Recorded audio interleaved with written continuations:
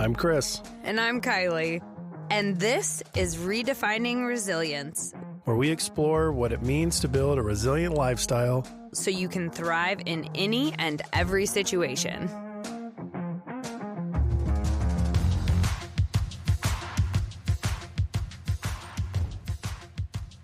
All right, welcome back to another episode of Redefining Resilience. All right, so what are we talking about today? We are going to talk through our tactical approach to living a sober life. Yes, because last week we talked about sobriety. The week before we talked to the owners of Lauren's AF. Yeah, and we're staying on this topic for a little while because we know that the majority of Americans drink alcohol, and so 60%. 60% according to the Googler, but do your own research if you want to. And the reason why I think it's worth us spending some time on is because maybe something we say sparks some inspiration in you and motivates you to reconsider your relationship with alcohol. Not everybody who drinks has a problem, so we can acknowledge that. However, any alcohol consumption is not healthy. So at the end of the day, if what we're doing is trying to spread healthy and positive information, the message we would send about alcohol is no amount of it is good for you, but we also recognize that it's okay to live your life. And whatever that means for you, that's okay. For us, we've chosen to not drink at all. So Chris, when you first made the decision, well, let's back up. So we know you were training for a strongman competition, and that was your motivating factor. Yes. What told you could do it? Stop drinking? Yeah. Oh, I just knew it wasn't a part of the program. It was just, that was very calculated for me. Like when I look at training, I look at variables only, and I control almost all the variables. And in order to be successful in the fitness realm, you have to understand in depth what your variables are, your control over them, and whether or not you want to implement them is your choice. And I could remove alcohol, no problem. So it was an easy choice.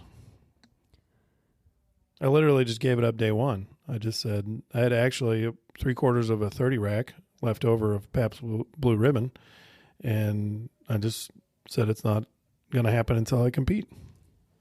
And then after you competed?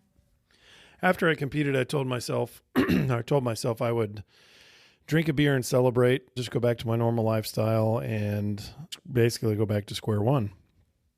The problem was I did far better than I thought I would do. I felt better than I thought I would.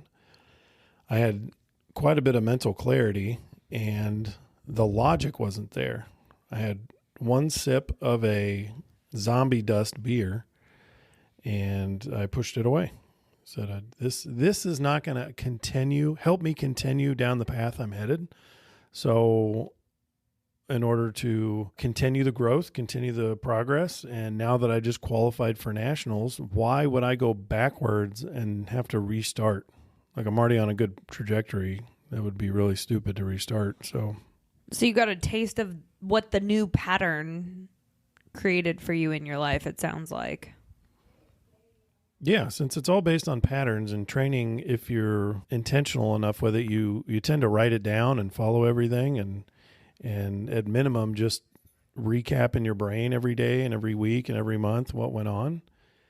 And it was really easy to see that I was sleeping better, that I was making better decisions, that I was training better, that my recovery went through the roof, that I was far more logical about my training cycles and how I was doing things. And it just was so counterproductive to reintroduce that. And then I got real logical with it, and I thought, well, shit, if I'm spending X amount of money on beer every month, I can put that into supplements and the cost of competing and traveling to the competition.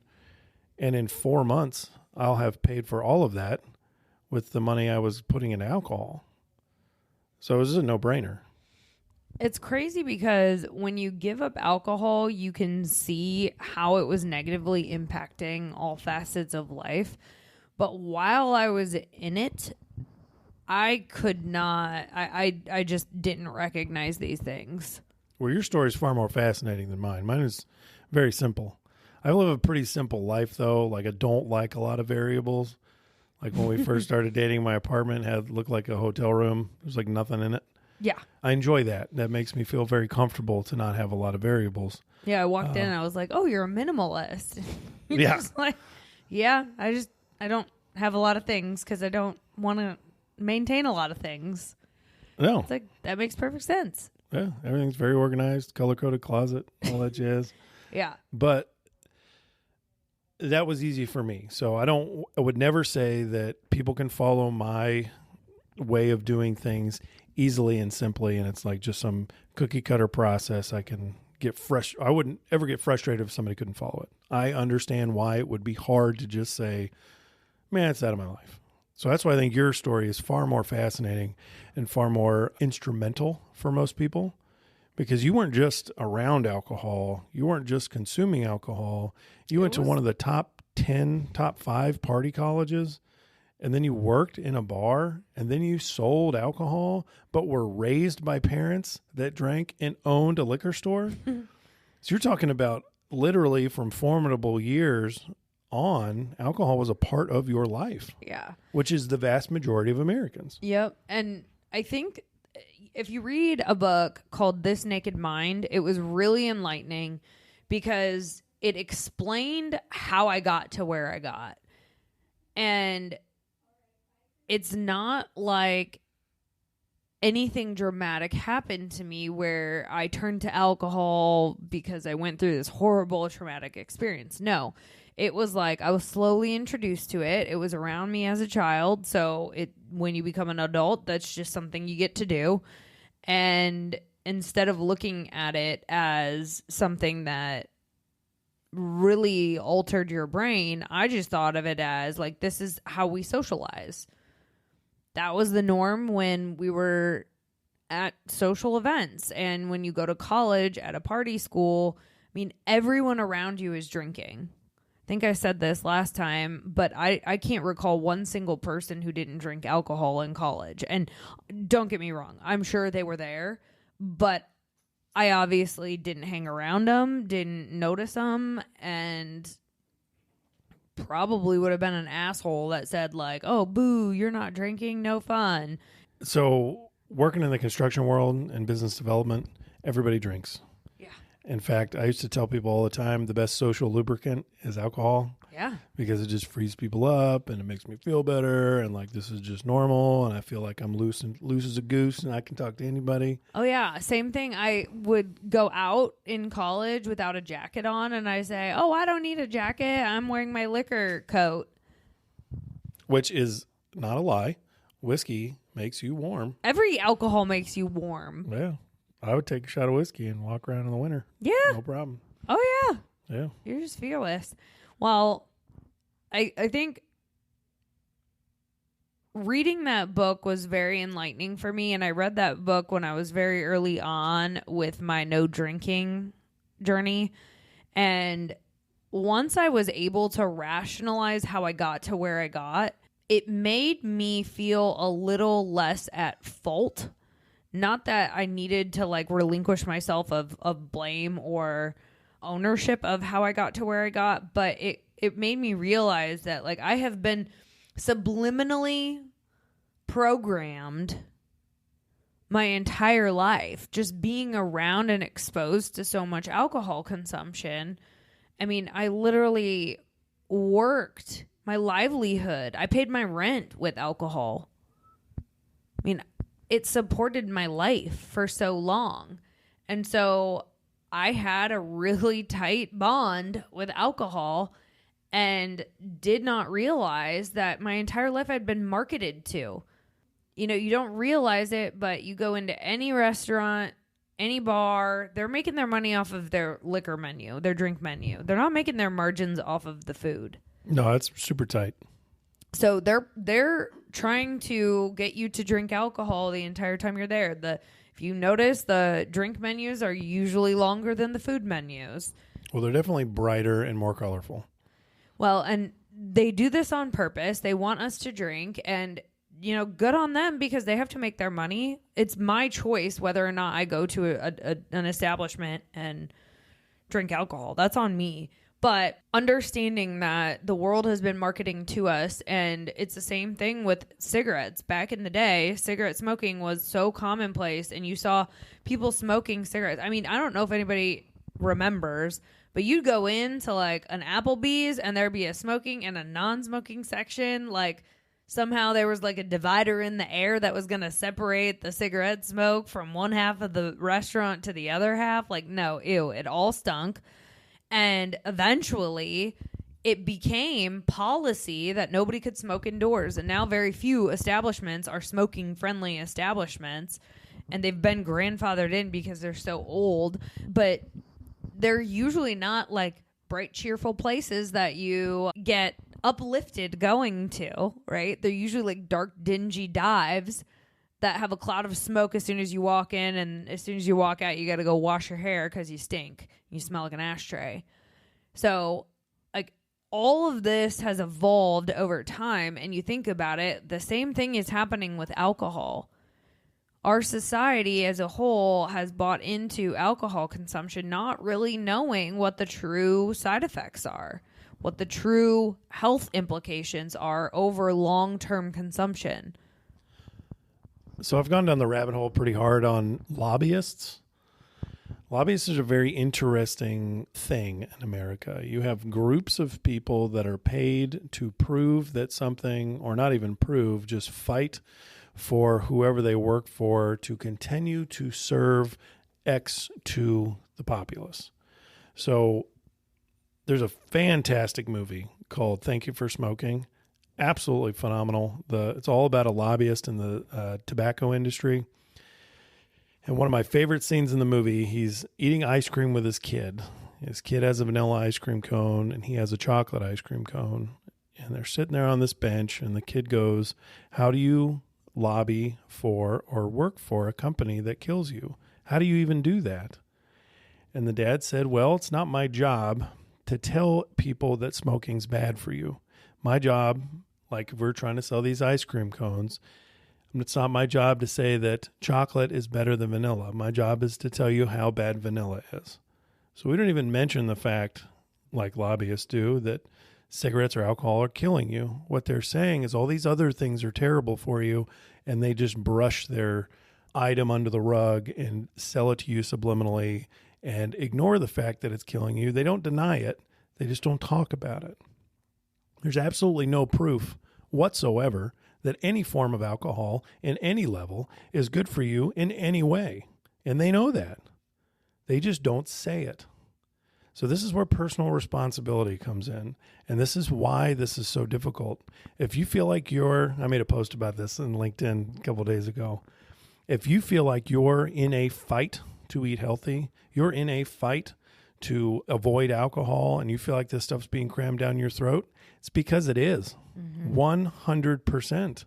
The amount of money spent on junk food and fast food is $400 billion a year, fueled by multiple lobbyist groups at upwards of $150 million a year. You are fighting a battle. They are doing this on purpose to ignore the facts. It is your job to take information like we do, process it, and make the best decision available for you. So we're not shitting on anybody. We're just giving you data and then telling you how we implemented it. So you raised as a kiddo in the alcohol world, went to running bars after college.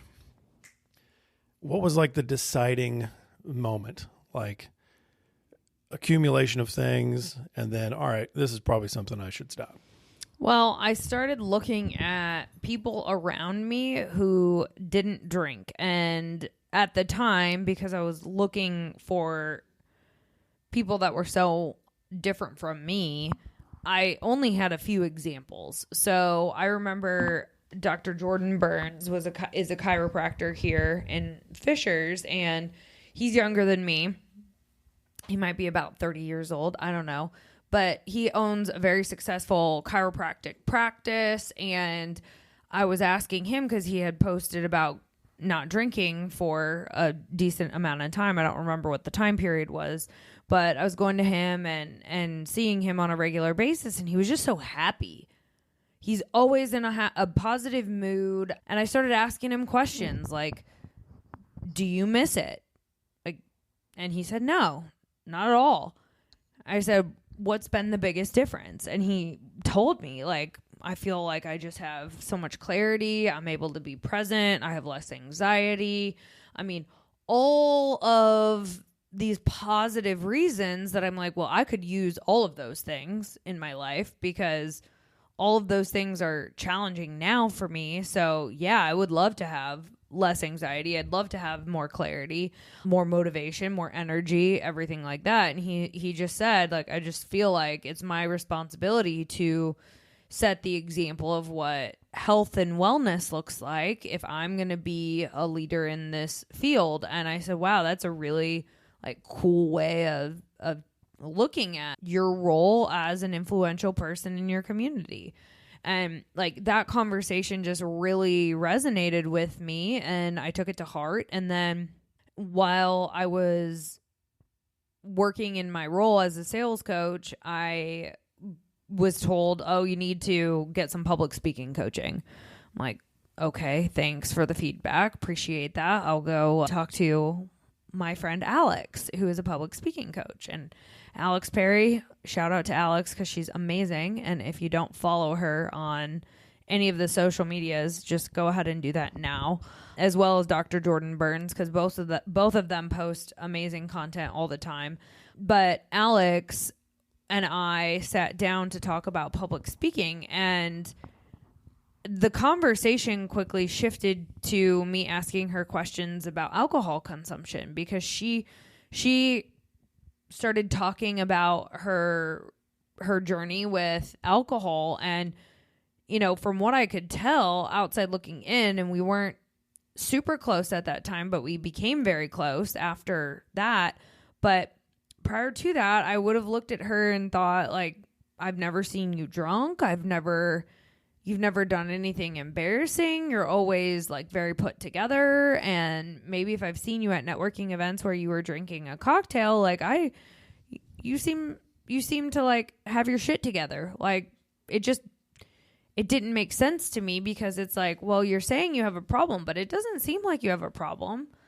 And then it kind of like hit me that, oh, maybe when we have a problem with it, it doesn't have to be like a dramatic problem, like a rock bottom kind of problem, like I need to go to rehab now because it's so bad problem. And I think where I turned the ship around was maybe a little bit before I was going to hit that rock bottom, because if I had continued down the pattern that I was on, it would have ended very poorly for me. And Alex gave me a place where I could ask more questions and find out, like, okay, so how do you go to family events? How do you deal with, like, weekend socialization? Remember that scene in Step Brothers when he's talking to his therapist when he got kicked out of the house? He's like, what do you do with inclement weather? How do you comb your hair?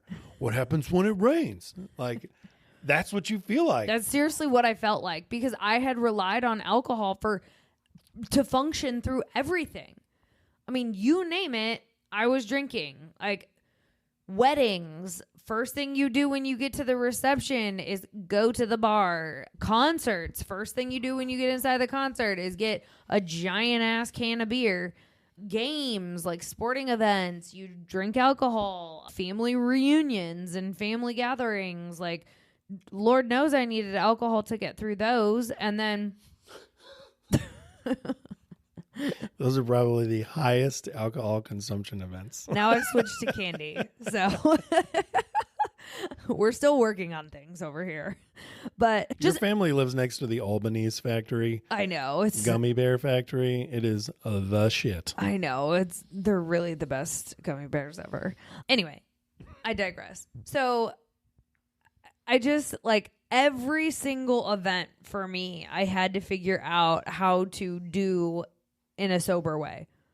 So that was kind of my jumping off point when I made the decision, and I said, well, if I don't have a problem with alcohol, like if I'm not going to own the fact that I'm an alcoholic, then I have to be able to go without drinking for a period of time that's significant. I don't know how long, but I'm just going to start and see how long I can go.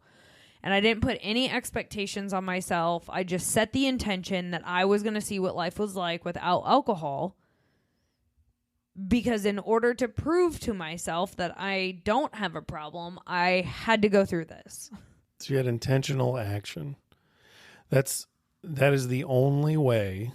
Well, that's the only way any habit is created, but it's the only way any decision is made. You're either choosing to continue to drink alcohol by choosing to do nothing with the scenario or the same thing, or you're choosing not to. The hardest part about leaving alcohol for me was learning how to, like you said, redo life without it. I had a can of beer in my hand all the time. I had a buddy tell me one time, I answered the door with a Pabst in my hand, and he goes, I've literally never seen you without a Pabst. And I'm like, oh, that's awesome. That's funny. And then I thought about it more, and I'm like, fuck, man, that's actually pretty sad. Yeah. Like, that means he thinks I'm always drinking.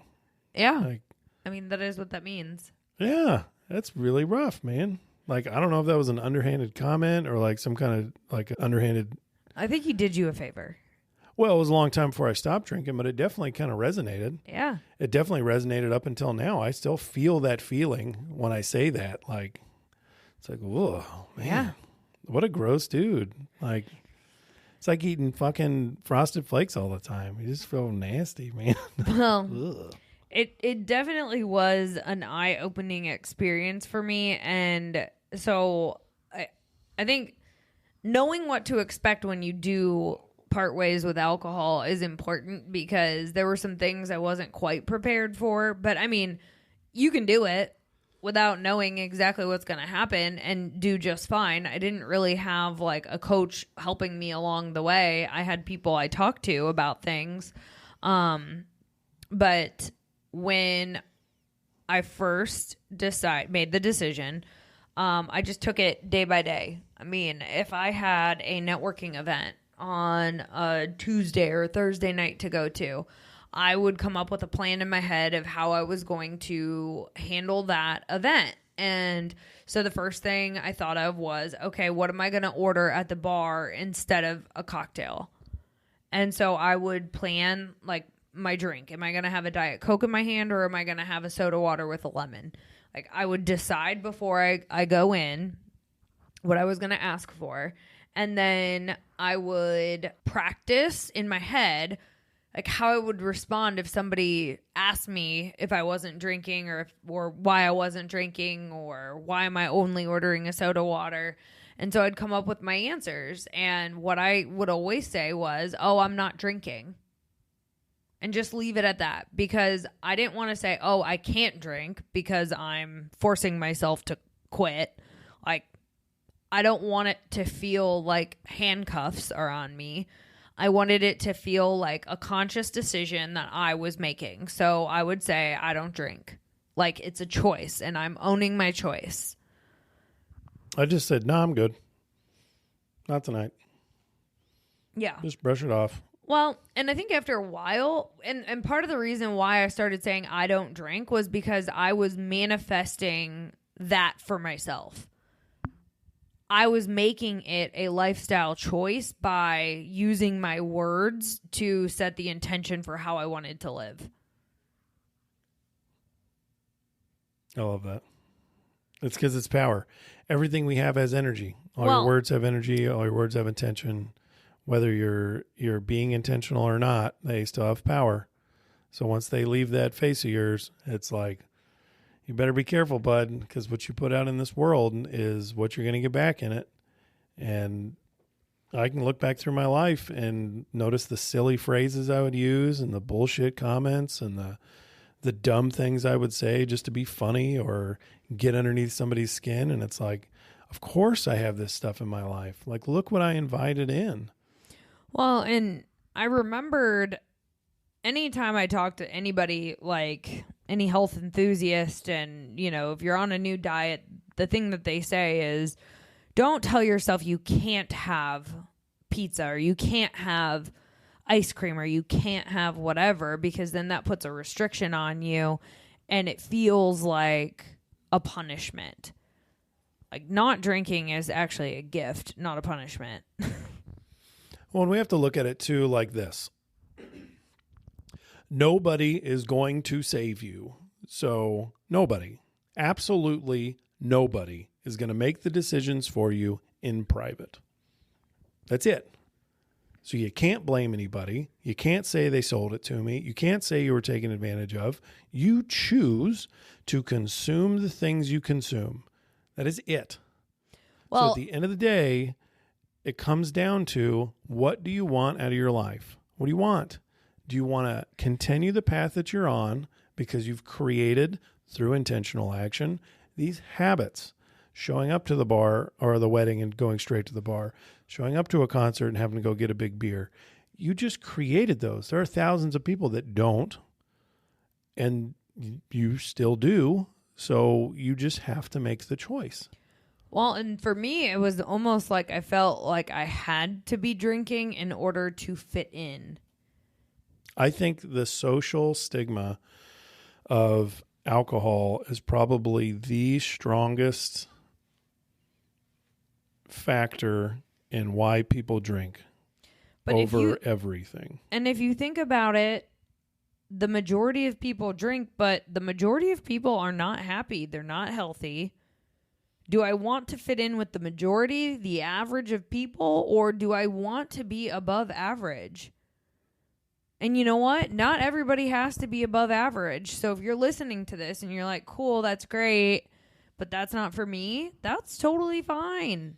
So just so we're very, very clear about this, we're not talking about being above average as an Olympic fucking athlete or a competitive strongman and powerlifter or owning your own resilience company. Above average means you're doing one item different.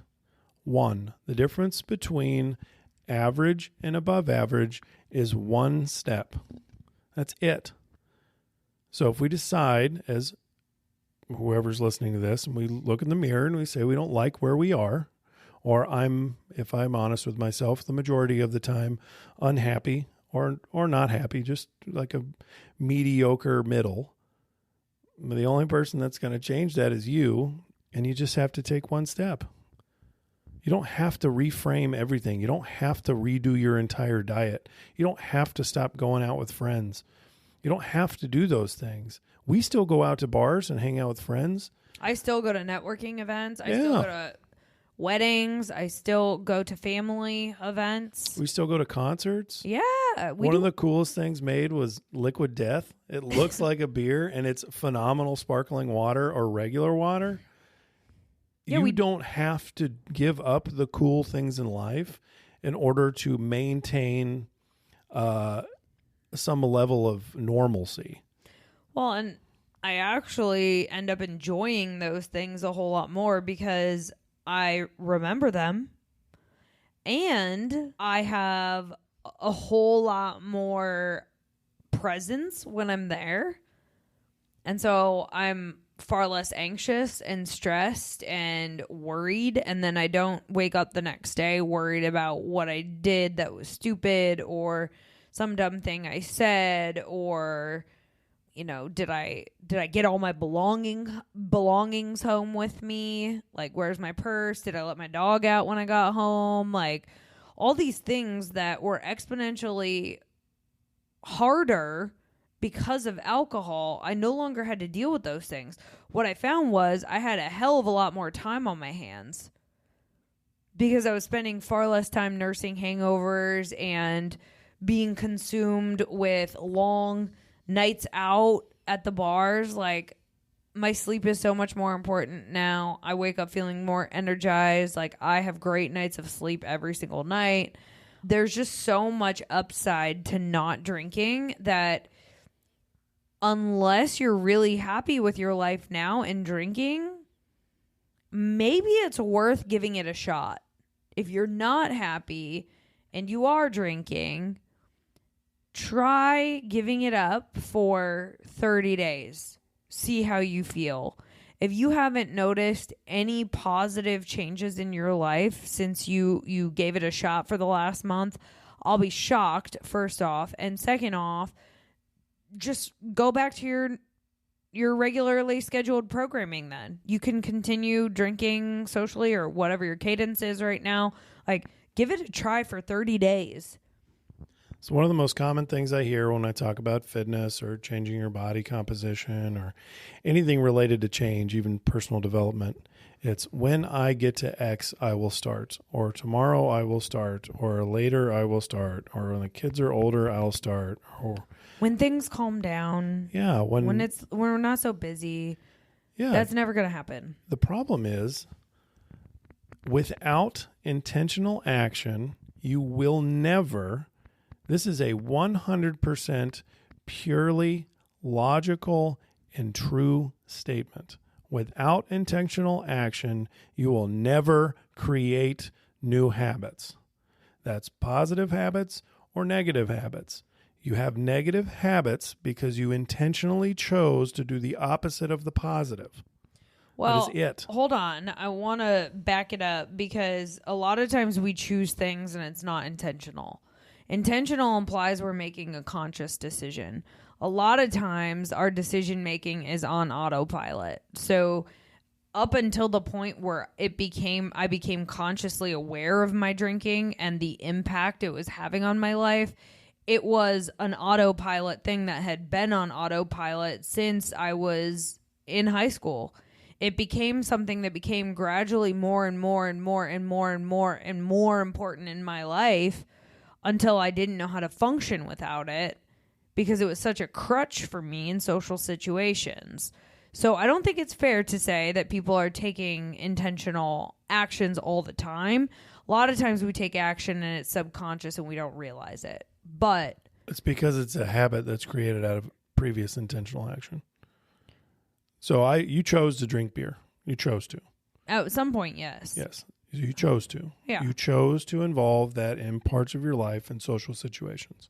We don't always think about the consequences that come from those choices. That's what I'm saying. It is how this is creepy. It creeps up on you and takes over your life. Habits are created out of actions. So the issue is we take certain actions and we say, it's not a big deal. I'm not going to worry about it. Don't worry about this piece of cake I'm eating. Don't worry about skipping the gym 1 or 2 more times this week. Don't worry about not reading that book. Don't worry about going to class. Don't worry about kissing your kid. Don't worry about taking care of your dog. Don't worry about telling your wife you love you or you love her. These are things that we do intentionally because we don't see the outcome later down the road. The problem is small actions snowball into big habits. And it becomes this like monster that we try to figure out at the end of the time. And when it gets too big, we turn around and we got a fucking Yeti standing behind us going, oh, how do I fight this? I've been drinking for 27 years. I know you have. Because if we look at your pattern, at the beginning of your pattern, you were sitting on the back of your buddy's blue Ford Bronco in a church parking lot at 15 years old, drinking your first beer. You chose to make that decision. So the problem is we look at all decisions without any kind of not all decisions. We look at a lot of decisions without any understanding that there's consequences. Humans are pattern-related creatures, and we create patterns based on our actions. I don't think people are inherently evil, and I don't think they do it on purpose. But the problem with this concept is once you understand it, you can't un-understand it. Yeah, well, that was exactly what happened. I couldn't unsee the damage that alcohol has caused in my life. And once you can't unsee it, once you know better, you have to do better. That's it right there. Once you know better, you are responsible for doing better. It makes me crazy. I see it in my own life when I'm like, oh, whatever, I'll just miss the gym today. It's not a big deal. It's like, listen, bud, this is a slippery slope. This is slippery, dude. Like, you've already lost 30 pounds. Like, get your shit together because you've created a new pattern in your life. Do you want to slip back into your old patterns? Because this is it. This is your old pattern. This is comfortable. This is easy. So what are we going to do with this? Are we going to get back on the horse? Let's be intentional about our days. Let's put some stuff on our calendar. Let's make sure we get our meals in. Let's make sure we go to the gym. Well, and I think drinking also creates a little bit of the chicken or the egg situation, because when you're drinking consistently, it creates a fog in your brain. You have far less ability to see things clearly and to see reality as it is. So you almost have to like stop drinking in order to see things clearly. And then once you see things clearly, you want to stop drinking. But like, to get there, you have to disrupt the current cycle that you're in and do something different and try something different and take a risk in a different way in order to get to that place. So they call it spontaneous sobriety. And that's what happened with both of us, really, because you had a goal that prompted your spontaneous sobriety. Mine was just after a 4th of July bender, I realized, like, I feel like dog shit and I'm sick of feeling like dog shit after I drink my face off. And why do I have to drink my face off? Well, it's because I'm not really happy in life. Okay, how much is alcohol creating the unhappiness? I don't know, because I've never been without it.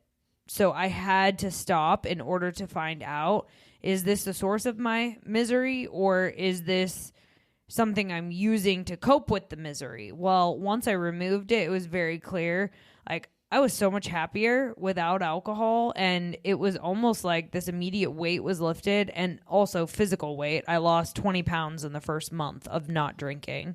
So there's all sorts of health benefits that came from it. And so when you first start, that was the thing that first got me excited, because when I gave it up, I noticed the scale was going down pretty consistently. So it was a lot easier to stay motivated and on track, because I was seeing positive results and getting the dopamine from seeing my weight declining. And that was a goal of mine, was to lose weight. So it definitely helped me with my goal there. And then what I realized in social situations was that I didn't actually like a lot of the people I was hanging out with. And because I was sober enough to really like experience other people's personalities without the alcohol shield, I was like, man, I don't even really enjoy going to these networking events that I'm going to. And I don't really enjoy the people that I'm consistently talking to. And there were much more aligned people that I've met since then. And like, the relationships I've developed with the people that I've met since I stopped drinking has been on another level, because we're no longer just like having fun as drinking buddies at the bar. We're actually having meaningful conversation about our beliefs and philosophies in life and our values and the things that bring us joy and the things that stress us out and the things that are challenging in business. And I'm finding that these relationships I'm encountering now are on a whole nother level. Like, I never would have been able to get to this place and to have these conversations with people if I hadn't stopped drinking. So you might hear this, which I totally, completely fucking agree with everything you said. That is the same thing that happened in my life. My relationships went through the roof. I got rid of relationships that I had that were serving me in no way, shape, or form, and I just couldn't see it. And I would have said, if I'm trying to be the skeptical Christopher from the past, I would say, well, that doesn't make any sense. It's just a couple beers. It's not a big deal.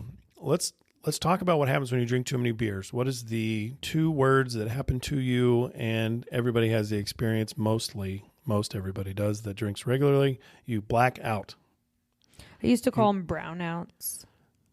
Yeah. To make me feel a little better about... It's not as dark of a shade? Yes. It's like a gray out, a light white out? No, it's a brown out.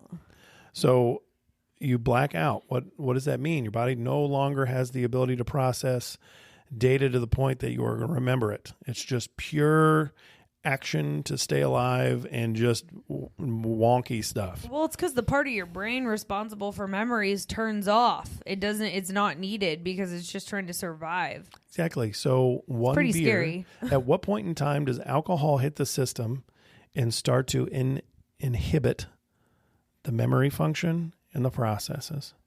At what point in time? Why would you ever drink bleach? Why? You would never. It fucking kills you. Well, maybe it makes me feel good. Does it taste good? Absolutely not. Is it going to kill you? 100%. If you drink a little bit of bleach, is it going to kill you? No, it'll just make you real sick.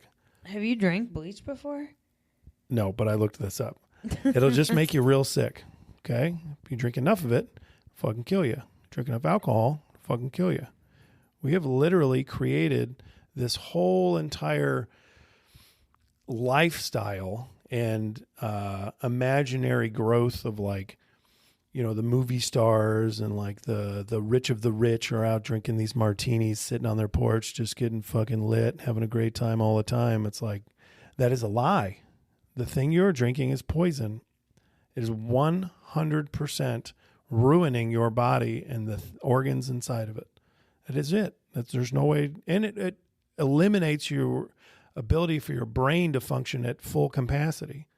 So to tell me that one beer isn't that big of a problem, I cannot comprehend that, because it's like a little bit of a bleach in my cup isn't going to kill me. It's the same concept.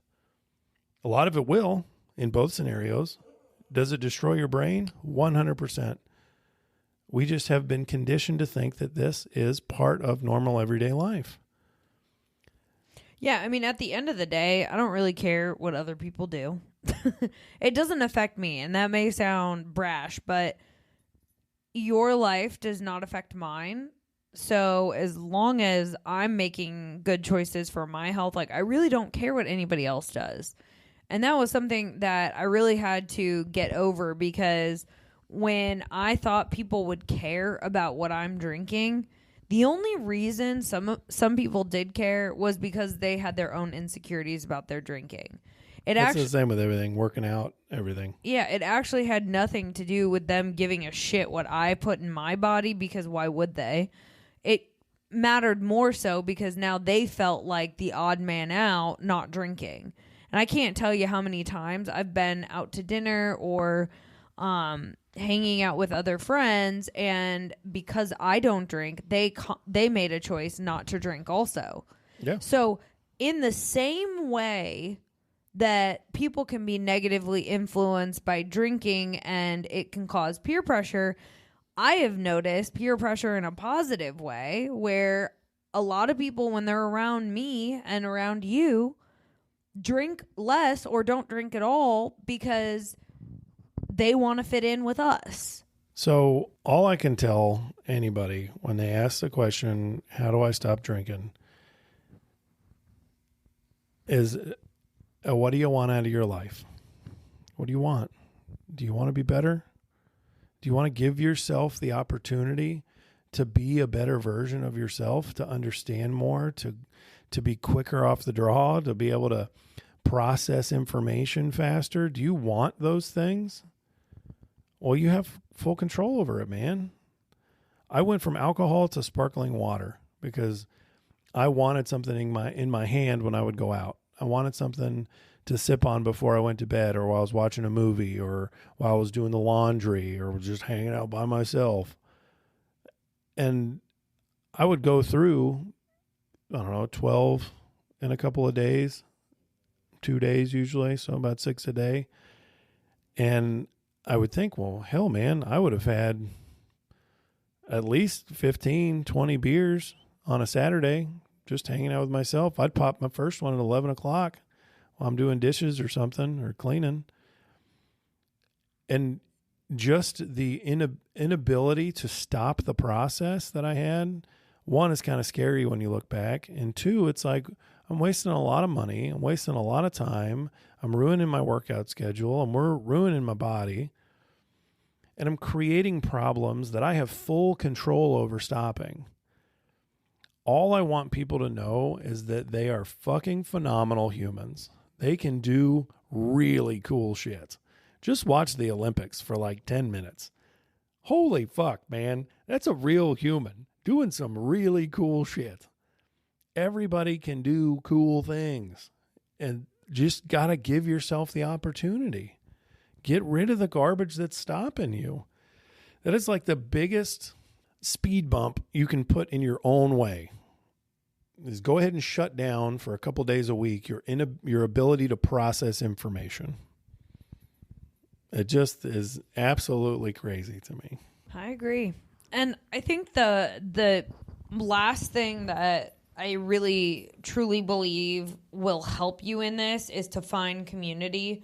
Find people who have already gone through the journey of not drinking, and just be prepared for what's about to come up. Because one of the things I noticed when I stopped drinking was, one, I started craving sugar more because I was getting so much sugar in through my alcohol consumption that when the alcohol wasn't there, my body still wanted the sugar that I was used to getting.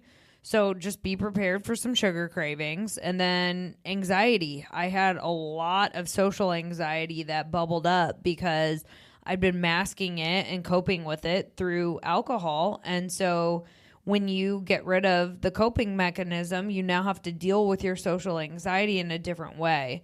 And just know that any new situation you go into is going to be a little bit nerve-wracking because it's new. It's not because you need alcohol to adjust to your environment. It's because it's a new environment for you, and you just have to acclimate and give yourself a few minutes to walk into a new space without judging like how you look or whether or not somebody's talking to you or how you don't know anybody there. It's okay. Just go up and talk to somebody and ask a question and acclimate yourself to the new environment, but don't dwell on the fact that you don't have alcohol because you don't need it. Even the people with alcohol are nervous about mixing and mingling in a new environment. So the alcohol is not going to change anything for you. It's time in and acclimating to the new environment that's going to help you get through that moment. And just know your moments of weakness are just moments. So if you do try giving up alcohol and you find yourself like slipping back into an old pattern, just know that if you drank one night, make it one night. Don't make it one night that changed, like that re-triggered your drinking again. It can be one night where, well, I had an oopsie, and so I learned from that, and I'm back on track, and tomorrow is a brand new day. Like, your streak doesn't matter. So not only does your streak not matter, I think it's absolutely impossible to do without some kind of goal. For me, it would have been impossible. I had to have like some sort of something in front of me that it was the strongman competition to just logically put myself through the steps of, is this useful in my life? And it wasn't like I signed up for the strongman so I could not drink. Not drinking was a secondary or even fourth or fifth down the line of decision-making processes. I signed up for it. I created my training program. I found the gym I wanted to train at. I messaged a couple guys I used to work out with. I messaged them my program. We went back and forth several times. Then I created my diet. And then after I created my diet, I'm like, well, I do drink quite a bit. Why don't I just cut that out? So we're talking down the line. It was just part of the process that I went through to get myself to maximum capability. And it just didn't fit. So it could be a good exercise to say, what do I want out of life? Where do I want to go? So let's put the things on paper that are going to help me get from point A to point B. So if point B is, I don't know, a raise or whatever, or a new job or X amount of money in sales, okay, well, let's start listing the things you need to put in your life to achieve that goal. And I would be very interested to see where alcohol lands in that, because intentional action requires the ability to be intentional, and alcohol removes that. So it's just interesting to me to hear people walk through their goals and their vision, because they will logically work through that a lot of the time. This just doesn't serve me anymore. which is a much easier ask mentally, emotionally, and physically than I can't have this because it's killing me. Pop-Tarts are killing you, and I fucking love Pop-Tarts, but I got rid of them because they didn't serve me. So you're going to have to find out what works for you. I found out what worked for me. It was the scenario of figuring out what served my purpose or not. For you, I didn't start out with a goal in mind, but once I got going, I wanted to hit a new benchmark every time. So for the first couple of weeks, I wanted to get to 30 days. And then after I hit 30 days, I wanted to get to 2 months and then 3 months. And then, well, I made it to 3 months. I might as well hit 6 months. And if I hit 6 months, I might as well hit a year. And then once I hit a year, I was like, okay, this is like a new way of life. And then I tried drinking again because I was like, oh, I'll just be a social drinker. And I didn't even like it. So I decided this is no longer for me. And I mean, it's probably been a year and a half since I had a drink last. And I stopped counting because it like the streak, like I said, streak doesn't even matter anymore. It's how I feel and how I live my life now and how much more happy I am because of the choices that I made 3 years ago. And I will advocate all day long about the benefits of not consuming alcohol. And I come from a place that, like, I was very invested in alcohol. And if I can make a change and exclude it from my life, I think just about anybody can too. And we all have the potential to make new decisions and implement change as we wish. We just have to have the desire to. So not a lot of people hear this, but I can say with 100% certainty, Kiley and I both believe in you. I believe that you have the capability to make your life amazing. I believe that you are powerful and you can make this choice and that you can stand by it. I know it'll make your life better. And you have two people right here that you're listening to that believe in you. We might not know you, but we believe in you. Just know that we're here. If you need anything, got any questions? Don't do this alone. Yeah. We're here. We want to hear from you. We want your questions. We will be those people like Alex and Dr. Burns that helped us, and reach out, get resources. Lauren's AF, man. Yeah, walk in there people. And say, I don't want to drink anymore. How do I do this? Yeah, like ask for help. That's the first. It's the first step to getting help is asking for it. Amen. We're here. We believe in you. You can do this. It's time to live the best life, man. Kiley out.